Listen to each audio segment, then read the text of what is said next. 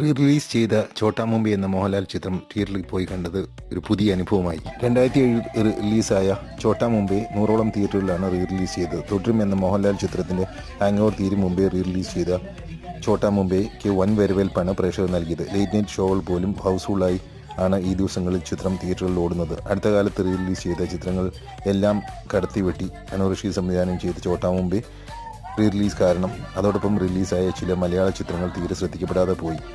ചിത്രത്തിൽ പ്രധാന കഥാപാത്രങ്ങളെ അവതരിപ്പിച്ച പല നടന്മാരും ഇന്ന് ജീവിച്ചിരിപ്പില്ല. മോഹൻലാലിൻ്റെയും മമ്മൂട്ടിയുടെയും ദിലീപിൻ്റെയും ഒക്കെ പഴയകാല ഹിറ്റുകൾ റിലീസ് ചെയ്യുവാൻ ഛോട്ടാ മുംബൈക്ക് കിട്ടിയ റിസപ്ഷൻ ഒരു കാരണമായേക്കാം.